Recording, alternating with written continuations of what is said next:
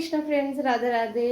তো আজকে হঠাৎ করে বাবা আমার কাছে ডিমান্ড করলো, বাবার আজকে ম্যাগি খেতে ইচ্ছে করেছে।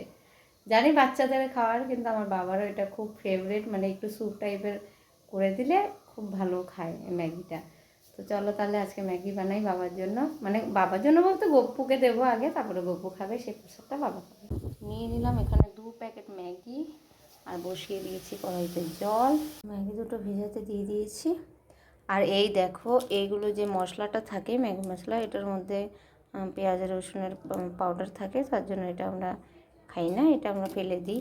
আমরা নিজস্ব বাড়িতে যেই মশলা, সেই মশলাগুলো ব্যবহার করি।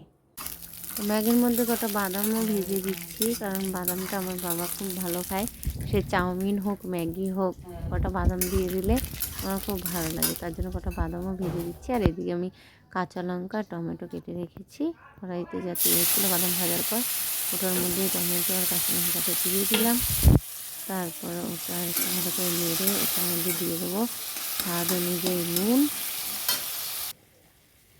বেশি যেহেতু করছি না, কারণ শুধু বাবাই খাবে, আর একটু বেশি হলে মা খাবে, আর আমি আর বেশি খাবো না, কারণ আজকে পেটটা পুরো ভরে গেছে।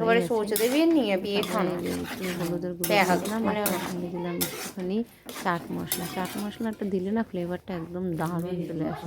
চলো, রেডি হয়ে গেছে আমাদের ম্যাগি, চলো গপ্পুকে দিয়ে দিই। গপ্পু এখন গরম গরম ম্যাগি খেয়ে নিয়েছে, হয়ে গেল এটা প্রসাদ। এখন বাবাকে দিয়ে দেবো। বাবাকে জিজ্ঞেস করলাম তোমার পছন্দ মতো হয়েছে, বলছে হ্যাঁ খুব সুন্দর হয়েছে, মাও বললো দারুণ হয়েছে। রাধে রাধে।